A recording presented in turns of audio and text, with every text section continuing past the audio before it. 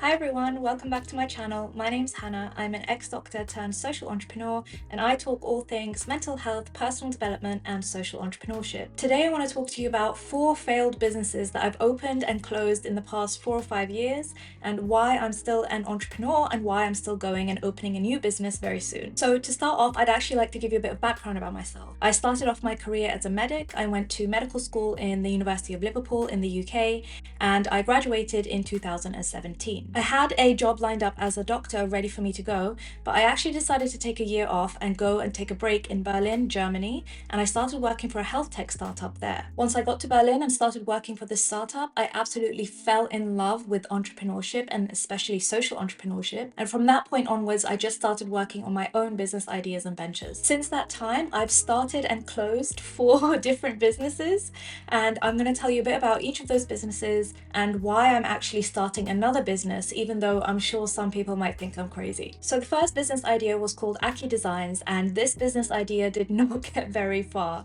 And it was essentially me creating handmade cards and boxes with mandala prints on them. My idea was to sell these cards and boxes, but to also film myself creating those boxes and turn them into YouTube videos. It essentially had been a hobby that I was trying out for years, and one day I just decided to try and take it further. So I created some YouTube videos, I created social media accounts, and I think I even gave away quite a few cards. But in the end, life just got really busy and the idea just fizzled away. I realized after that first venture that I really enjoyed making content and videos, but that I maybe prefer to keep those cards as a hobby, and it's not something that I really wanted to turn into a business. The next business idea I had was called Mastermind XX, and it's actually something that I started together with a close friend of mine and ex-colleague.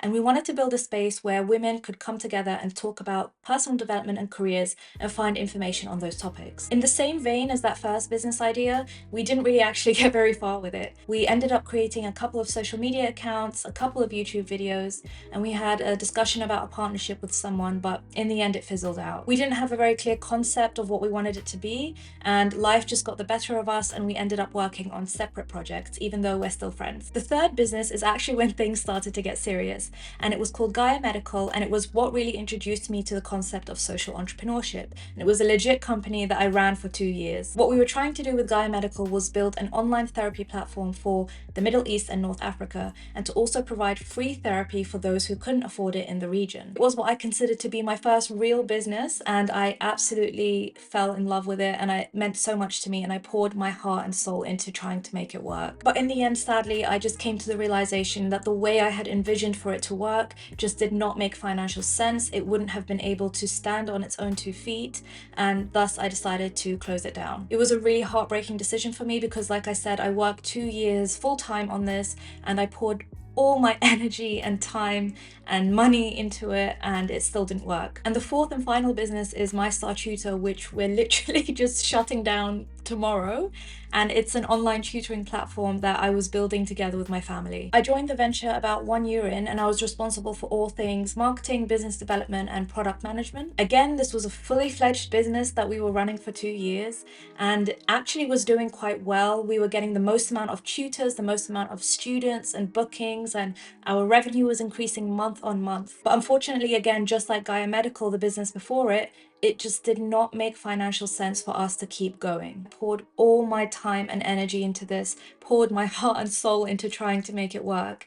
And it's very sad that it's closing down. You know, I loved working with my family. I was working with all 4 of my siblings, and it was just a really fantastic team. So by this point, you might be wondering, why on earth would I want to start another business when I've already had 4 failures in just a few years? The first 2 might be forgiven because they weren't really fully established businesses, but the last 2 were, and we worked so hard to try and make them work, and a lot of money was invested in them. So you might be thinking that those 4 failures should actually be deterring me from trying to start another business. And yes, some people may be deterred, but for me personally, I honestly don't see these business ventures as failures.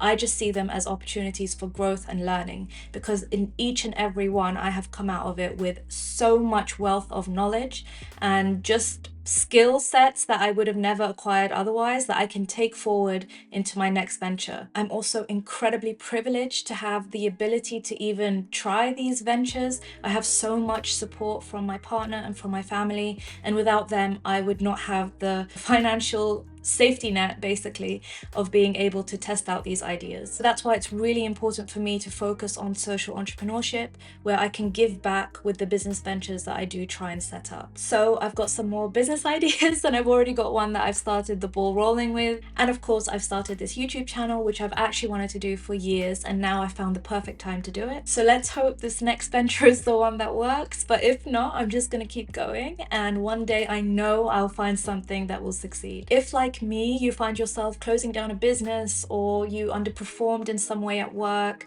or you failed an exam, I just really don't want this to be the end of your journey. Don't let this be the end of your journey. Use what you've learned and the skills that you've gained and the knowledge that you've gained to propel you forward and take you to the next step with what you're doing next. Don't ever view yourself as a failure. It's not your own shortcomings. Yes, there may be areas in which you can improve and you can take that forward in the next venture, but it does not mean you are not capable and that you are not worthy of doing those things that you want to do. I hope you enjoyed this video, and I really hope it gave you some inspiration to view failure differently, especially within business and entrepreneurship. I'd love to see you in my next video where we can talk some more.